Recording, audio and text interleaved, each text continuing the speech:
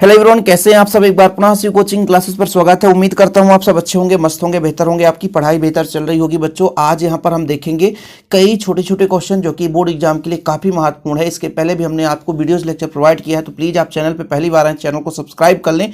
फटाफट रिवीजन करेंगे बच्चों, टाइम पास नहीं करना है। चलिए, पहला प्रश्न है, अर्धचालक किसे कहते हैं बच्चों? एक ऐसा पदार्थ जिसमें अल्प मात्रा में धारा प्रवाहित होता है, वो आपका अर्धचालक कहलाता है, जिसकी चालकता आपका जो चालक पदार्थ है और विद्युत रोधी इन दोनों के बीच में होता है। क्योंकि बच्चों आप सबको पता होगा कि चालक किसे कहते हैं। चालक एक ऐसा पदार्थ जिसमें सुगमता से धारा बहता है, वो आपका चालक है।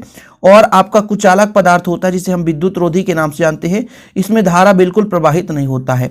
इन दोनों के बीच ही एक ऐसा पदार्थ जो आपका अर्धचालक कहलाता है बच्चों। क्या? अर्धचालक। इसमें अल्प मात्रा में, अर्ध मतलब आधा, चालक मतलब थोड़ा बहुत धारा प्रवाहित होना। तो ऐसा पदार्थ जिसमें अल्प मात्रा में धारा प्रवाहित होता है या जिसकी चालकता चालक पदार्थ और कुचालक के बीच होता है, वो आपका अर्धचालक कहलाता है। एग्जाम्पल जर्मेनियम और सिलिकॉन। आगे चलते हैं बच्चों, अर्धचालक को गर्म करने पर उसकी विद्युत चालकता किस प्रकार प्रभावित होती है। देखिए बच्चों, चूंकि एक ऐसा पदार्थ जिसमें अल्प मात्रा में धारा प्रवाहित होता है और जैसे ही उसको गर्म करते हैं बच्चों, तो उसमें कहीं ना कहीं थोड़ा सा इलेक्ट्रॉनों की संख्या में जो गति है वो बढ़ जाती है, मुक्त इलेक्ट्रॉन की संख्या बढ़ती है। जैसे मान लीजिए आप ही किसी सड़क पर चल रहे होते हैं, लेकिन यदि आपके पैर में स्लीपर नहीं है और गर्म है आपका रोड, तो फिर आप तेजी से चलो। क्यों? क्योंकि हीट मिलता है। ऐसे कोई भी हमारा पदार्थ होगा जिसको हम टेम्परेचर दें, गर्म करें या उसको हम थोड़ा बहुत एनर्जी दें, तो उसके मुक्त इलेक्ट्रॉनों की संख्या बढ़ती है और जब इलेक्ट्रॉन ज़्यादा प्रवाह होने लगता है तो चालकता बढ़ जाती है। सिंपल है, ठीक है। कहने का तात्पर्य, जैसे ही हम गर्म करते हैं तो उसके सहसंयोजक बंध टूट जाते हैं, मतलब जो अंदर इलेक्ट्रॉन बंधे रहते हैं वो टूटते हैं और मुक्त इलेक्ट्रॉन की संख्या बढ़ जाती है। और जैसे ही मुक्त इलेक्ट्रॉन की संख्या बढ़ी बच्चों, तो चालकता का मान बढ़ता है। किसी भी पदार्थ में विद्युत धारा का प्रवाह जो आपका होता है वो मुक्त इलेक्ट्रॉन के कारण होता है बच्चों। किसके कारण होता है? मुक्त इलेक्ट्रॉन के कारण। अगला प्रश्न है, धातुओं और निज अर्धचालकों की प्रतिरोधकता में ताप के कारण होने वाले परिवर्तन में अंतर बताइए। देखिए, ताप बढ़ाने पर धातु की प्रतिरोधकता बढ़ती है, ताप बढ़ाने पर धातु की प्रतिरोधकता बढ़ती है, ऑब्जेक्टिव में पूछा जा सकता है। लेकिन निज अर्धचालक की प्रतिरोधकता कम हो जाती है। क्या हो जाती है बच्चों? प्रतिरोधकता कम होती है। धातुओं की प्रतिरोधकता ताप बढ़ाने पर बढ़ती है, जबकि निज अर्धचालक है उनका जो प्रतिरोधकता घटती है। निज अर्धचालक को पी प्रकार के अर्धचालक में किस प्रकार परिवर्तित किया जाता है? देखो बच्चों, जो निज अर्धचालक है, देखिए थोड़ा सा, निज अर्धचालक मतलब स्वयं के कारण उसमें मुक्त इलेक्ट्रॉन पाया जाना। ये आपका जैसे जर्मेनियम की बात किया गया है ना, जर्मेनियम बच्चों, है ना, और सिलिकॉन की बात किया गया। ये आपके चतुसंयोजी है। जब इसमें हम बच्चों पंच संयोजी मिलाते हैं, क्या? पंच संयोजी, तो ये आपका पी प्रकार का बनता है। और जब इसमें हम त्रिसंयोजी मिलाते हैं तो आपका एन प्रकार का बनता है। तो क्या बोला गया? पी प्रकार के अर्धचालक में परिवर्तित करना है। तो जब इसको हमको पी प्रकार के अर्धचालक में परिवर्तित करना है, तो हमने कहा चतुसंयोजी में त्रिसंयोजी मिलाते हैं। मतलब निज अर्धचालक में हम त्रिसंयोजी जैसे इंडियम, बोरान, एल्यूमिनियम आदि मिलाते तो पी प्रकार का अर्धचालक बन जाता है। वहीं पे जब हम एक निज अर्धचालक को एन प्रकार का अर्धचालक बनाना चाहते हैं बच्चों, क्या? एन प्रकार का अर्धचालक, तो उसमें हम क्या करते हैं? पंच संयोजी मिला देते हैं, ठीक है। जब हमको एन प्रकार का अर्धचालक बनाना है तो आप लिखोगे निज अर्धचालक में जब पंच संयोजी तत्वों की अशुद्धियां मिला दी जाती है तो आपका वो एन प्रकार का अर्धचालक बन जाता है। देखिए बच्चों, सुपर फास्ट रिवीजन है, 3 मिनट में आप 5 क्वेश्चन तैयार कर लिए। आगे देखिए, एन प्रकार के अर्धचालक को परिभाषित करिए, पी प्रकार के अर्धचालक को परिभाषित करिए। हमने आपको जो अभी समझाया ना वही है कि जब शुद्ध जर्मेनियम क्रिस्टल में पंच संयोजी परमाणु जैसे एंटीमनी, आर्सेनिक, फास्फोरस आदि की अशुद्धियां मिलाई जाती है, तो इस प्रकार के अर्धचालक को हम एन प्रकार का अर्धचालक कहते हैं। मतलब कहने का तात्पर्य है कि निज अर्धचालक में जब हम पंच संयोजी मिला देते हैं, आप समझ गए ना, पंच संयोजी किसे बोलेंगे? अरे भैया, 14वें समूह का तत्व है ना, और इसके बाद आपका 15वें समूह का तत्व है, और इसके पहले आपका 13वें समूह का तत्व है। ये 14वें समूह के तत्व को हम निज अर्धचालक कहते हैं। जब इसमें हम 13 समूह यानी त्रिसंयोजी, क्या?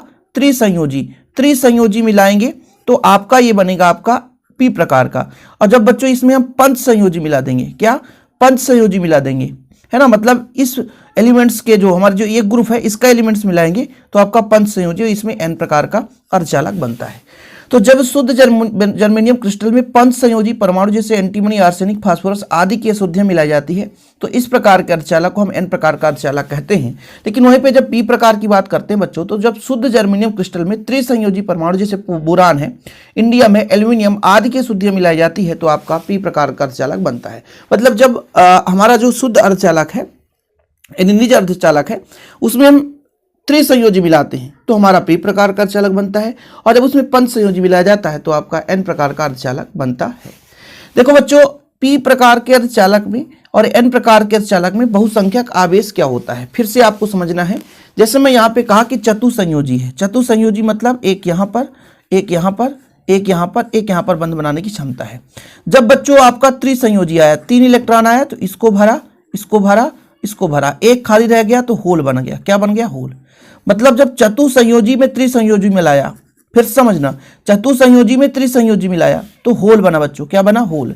वहीं पे जैसे मान लीजिए आपका ये एक चतुसंयोजी है बच्चों ये, और यहां से आपका पंच संयोजी आया, 5 आया, तो 5 में 1 2 3 4, एक एक्स्ट्रा बच गया तो यहां पर इलेक्ट्रॉन बच जाता है। क्या बच जाता है बच्चों? इलेक्ट्रॉन बच जाता है।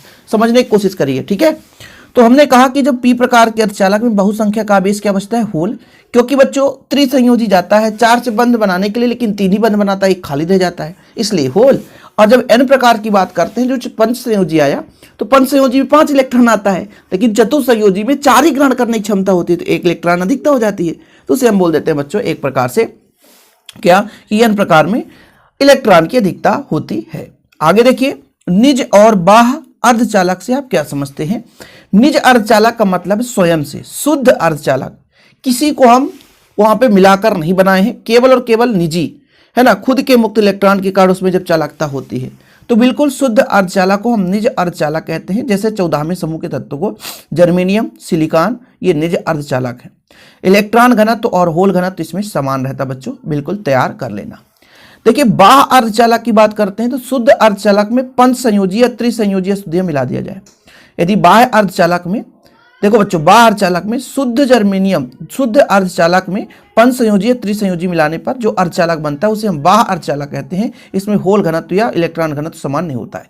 कुल मिलाकर के निज अर्धचालक का मतलब स्वयं के कारण, लेकिन जो हम त्रिसंयोजी या पंच संयोजी मिलाते हैं तो जो एन प्रकार और पी प्रकार का अर्धचालक बनता है यही आपका बाह्य अर्धचालक कहलाता है। अब देखो बच्चों, अगला जो प्रश्न है, देखिए हमारा जितना मिनट हुआ है उतने क्वेश्चन भी होते जा रहे हैं। पीएन संधि डायोड क्या है? जब पी प्रकार का अर्धचालक और एन प्रकार का अर्धचालक मिलता है ना भाई साहब। जब किसी अर्धचालक क्रिस्टल में इस प्रकार का आप मिश्रण किया जाता है कि उसका आधा भाग पी हो और आधा भाग एन हो, तो अर्धचालक हो, तो संपर्क पृष्ठ में जो क्रिस्टल को 2 भागों में बांटता है उसे हम पीएन संधि डायोड कहते हैं।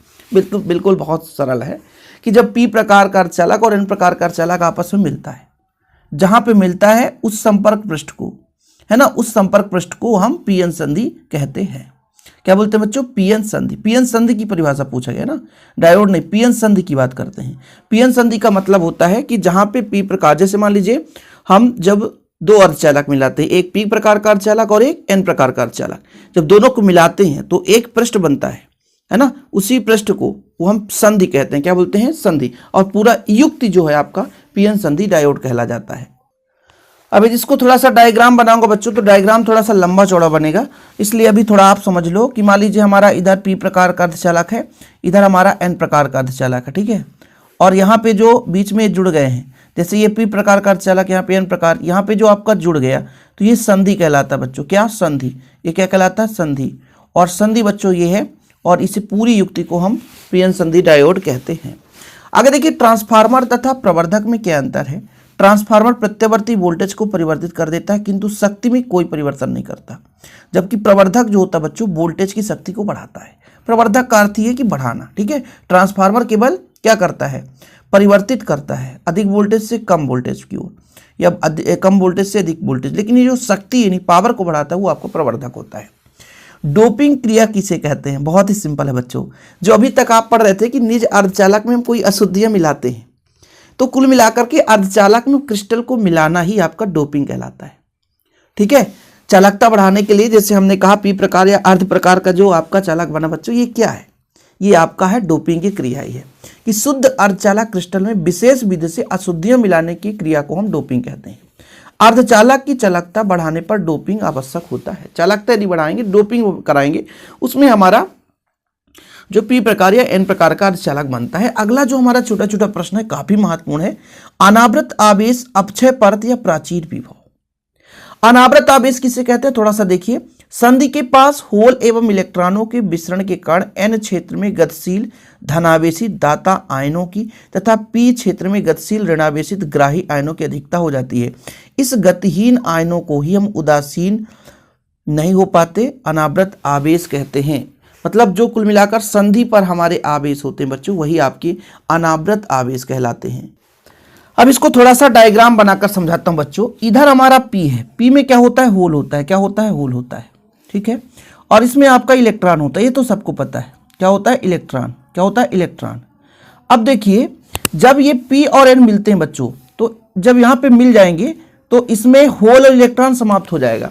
क्यों, क्योंकि भाई साहब युक्त हो जाते हैं, जुड़ जाते हैं। तो ये फिर आपके उदासीन आयन, यहाँ पे जो अंदर होता है बच्चों, ये उदासीन आयन है। क्या है, उदासीन आयन। सिर्फ समझना है।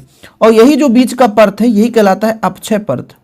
क्या कहलाता है बच्चों, अपक्षय परत। थोड़ा समझिएगा। लेकिन कुछ ऐसे आयन है जो यहाँ पर इकट्ठा हो गए, यहाँ पे आ करके, लेकिन ये उदासीन नहीं है। यहाँ के जो आयन जो उदासीन नहीं है, यही जो आयन है, यही जो आयन है बच्चों, वो कहलाते हैं आपके अनावृत आवेश। देखिए, संधि के पास होल एवं इलेक्ट्रॉनों के विसरण के कारण एन क्षेत्र में गतिहीन धनावेश, जो आपका एन क्षेत्र है, यहाँ पे जो धनावेश आ जाता है, ठीक है, यहाँ पे धनावेश, और पी क्षेत्र में गतिहीन ऋणावेश, ये जो ऋणावेश है यहाँ पे आकर के एकत्रित हो गए।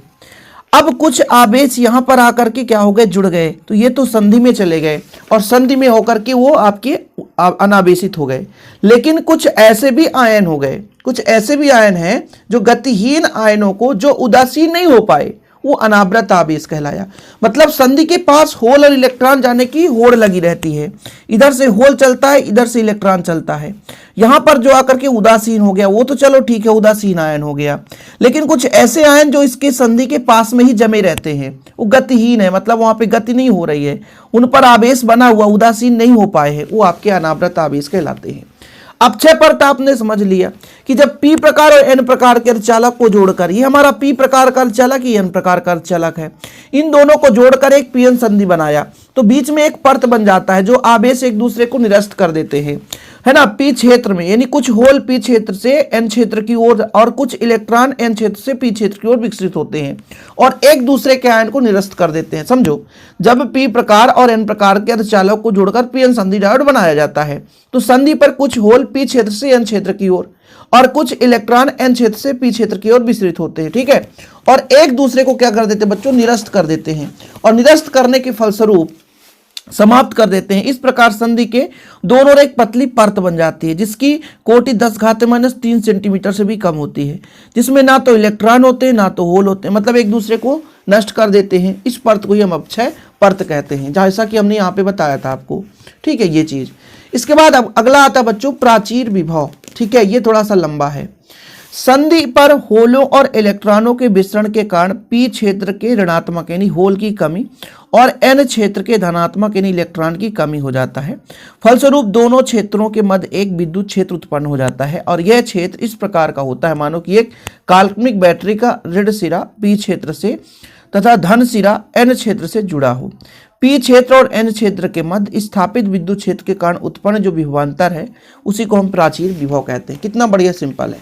कहने का तात्पर्य ये है, ये जो पी है बच्चों, यहां से जो होल है इधर चलने लगता है और इलेक्ट्रॉन जो है इधर चलने लगता है। देखो ना, संधि पर होलों और इलेक्ट्रॉनों के विसरण के कारण, मतलब यहाँ पे संधि पर इधर से होल चलता है और इधर से इलेक्ट्रॉन चलता है, ठीक है। तो पी क्षेत्र के ऋणात्मक होल की कमी, जैसे इधर से चलेगा तो यहाँ पर होल की कमी होगी और एन क्षेत्र में इलेक्ट्रॉन की कमी होगी।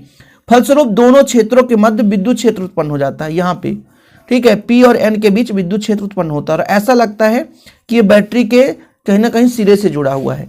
और इस स्थिति कारण विद्युत क्षेत्र से जो यहाँ पे विभव होता है बच्चों, वही आपका कहलाता प्राचीर विभव, ठीक है। समझे कि भाई साहब पी क्षेत्र के जो होल है वो एन की ओर चलने लगते हैं और एन क्षेत्र के जो इलेक्ट्रॉन है वो पी की ओर चलने लगते हैं, ठीक है। फलस्वरूप उनके बीच एक विद्युत क्षेत्र उत्पन्न हो जाता है। यह क्षेत्र इस प्रकार होता है कि ऐसा माना जा सकता है कि बैटरी का ऋण सिरा पी क्षेत्र से जुड़ा हुआ है। ये ऋण सिरा यहाँ पे जुड़ा हुआ है, ऋण सिरा और बैटरी का भाई इलेक्ट्रॉन इधर चल रहा है तो इधर धन सिरा से ही जुड़ा होगा, तभी तो इलेक्ट्रॉन भागेगा। भाई यहाँ पे इलेक्ट्रॉन इधर भाग रहा है, इलेक्ट्रॉन पर ऋण चार्ज होता है मतलब धन से जुड़ा होगा, तभी तो इधर भाग रहा है। तो ऐसा लग रहा है कि पी क्षेत्र ऋण सिरा से और एन क्षेत्र धन से जुड़ा है ना। तब इसके कारण जो विद्युत क्षेत्र से उत्पन्न विभवांतर होता है वही आपका प्राचीर विभव कहलाता है। तो ये 15 मिनट में 15 क्वेश्चन आपने समझ लिया और आप लोगों के लिए निरंतर कार्य कर रहा हूं बच्चों, और आप लोगों का प्यार सपोर्ट बना रहा है तो ऐसे ही और भी वीडियोज आपको मिलते रहेंगे। फिलहाल आज के लिए इतना ही। जय हिंद, वंदे मातरम।